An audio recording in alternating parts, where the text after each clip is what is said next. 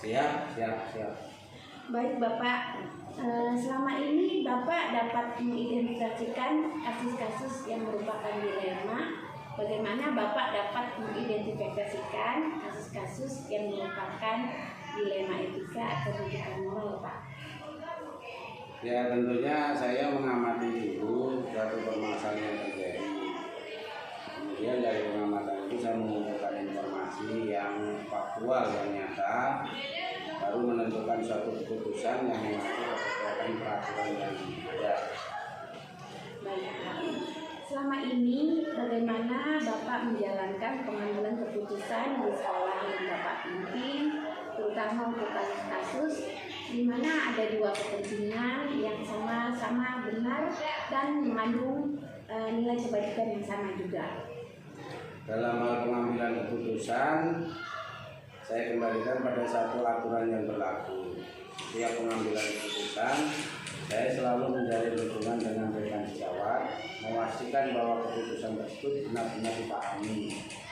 Karena selalu ada alasan dibalik satu kejadian. Baik Pak, langkah-langkah atau prosedur yang seperti apa Pak yang biasanya Bapak lakukan selama ini? Yang paling utama dan pertama adalah mencari informasi terlebih dahulu. Saya akan datang ke lapangan, turun langsung untuk wawancara dari berbagai pihak. Lalu setelah itu saya menganalisa untuk diambil satu keputusan yang terbaik. Lalu hal-hal apa saja yang selama ini Bapak anggap efektif dalam pengambilan keputusan pada kasus-kasus dilema etika? Kalau saya merasa satu pengambilan keputusan itu efektif apabila dilakukan dengan spontanitas, tergantung objek permasalahan di lapangan. Saya mengobrol, berbicara dengan tim manajemen sekolah, jajaran guru-guru senior dan semuanya, mendengar pendapatnya supaya keputusan itu adalah keputusan bersama. Baik Bapak, lalu hal-hal apa saja Pak yang selama ini merupakan tantangan bagi Bapak dalam mengambil keputusan pada kasus-kasus dilema etika? Tantangan yang dihadapi dalam pengambilan keputusan ini apabila kurang bisa diterima, tentu saja akan harus bisa meyakinkan orang-orang yang terlibat dalam keputusan itu sampai keputusan itu benar-benar dapat diterima. Apakah Bapak memiliki sebuah jadwal tertentu dalam sebuah penyelesaian kasus dilema etika atau Bapak langsung menyelesaikan di tempat? Dalam bentuk prosedur seperti apa yang Bapak lakukan dan jalankan? Tidak ada jadwal tertentu, pokoknya harus bisa diselesaikan dengan baik dan sebisa mungkin selesai tidak terlalu lama dalam hal penjadwalan. Ini langsung diselesaikan gitu ya Pak. Kemudian adakah seseorang atau faktor-faktor apa yang selama ini mempermudah atau membantu Bapak dalam mengambil keputusan dalam kasus-kasus dilema etika?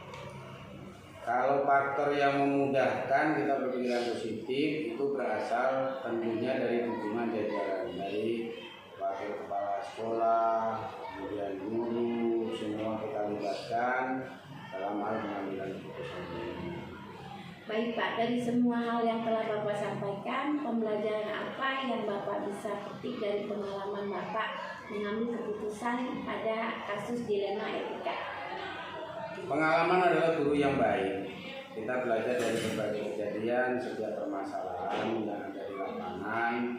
Kita dapat pembelajaran yang baik dalam hal ini adalah pastinya masalah-masalah yang depan lebih variatif dan berdasarkan pengalaman itu kita bisa mengambil keputusan. Terima kasih Bapak sudah meluangkan waktunya untuk Sama-sama. saya. Sama-sama. Terima kasih Bapak. Saya Ya, pamit. ya, terima kasih. Assalamualaikum. Waalaikumsalam. Bapak, Waalaikumsalam.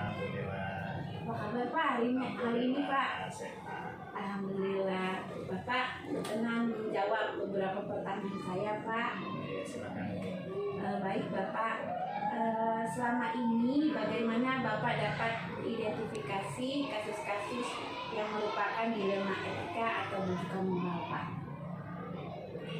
Apabila terjadi suatu kasus pada peserta didik, maka dilema etika perlu penanganan khusus melalui guru dan kesiswaan, karena kepala sekolah tidak bisa bergerak sendiri dan tidak harus bisa turun tangan. Apabila ada permasalahan pada pendidik, guru, dan tenaga kependidikan, saya koordinasi dengan kurikulum dan kesiswaan terlebih dahulu. Saya selalu memanggil semua guru dan meminta masukan. Saya juga sering meminta masukan pada komite. Tidak lupa juga kami berkoordinasi dengan atasan.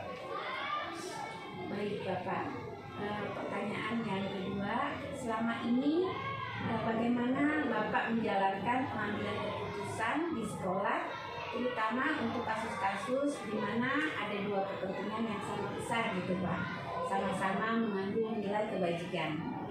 Oke, baik. Kami mengambil berbagai pendapat dan masukan dari banyak pihak itu ya.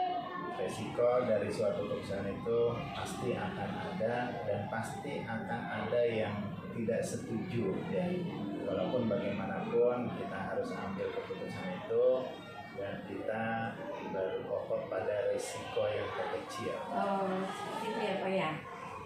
Yang selanjutnya Bapak, langkah-langkah atau prosedur seperti apa yang biasa Bapak lakukan selama ini? Strateginya adalah seperti yang saya sampaikan tadi ya Ibu, kita komunikasi dengan banyak pihak yang ada di lingkungan sekolah, mengambil resiko terkecil dan prosedur yang diambil sesuai dengan aturan yang ada. Terima kasih Pak. Yang selanjutnya, hal-hal apa saja yang selama ini Bapak anggap efektif dalam pengambilan keputusan pada kasus-kasus dilema etika? Ya, tentunya dengan mengikuti prosedur dan langkah-langkah yang sudah disebutkan tadi ya Ibu. Yang lebih efektifnya lagi, kita meminta berbagai pendapat yang lebih banyak ya. Tapi bila dirasa sudah cukup diwakili dengan kurikulum dan kesiswaan serta komite sebagai berbagai, itu juga sudah bisa jadi landasan. Baik Bapak.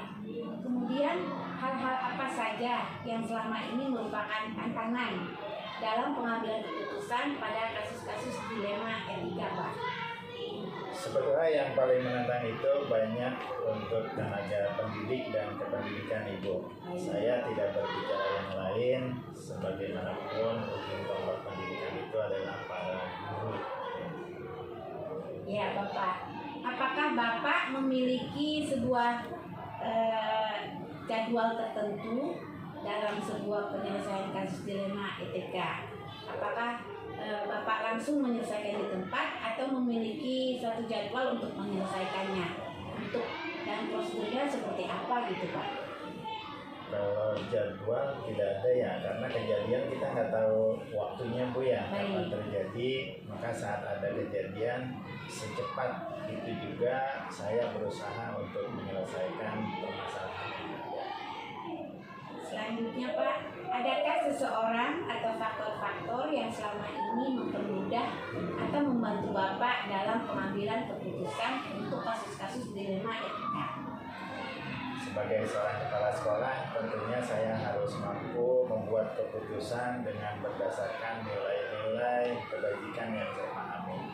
Namun melibatkan dewan guru atau pihak terkait yang ada di sekolah.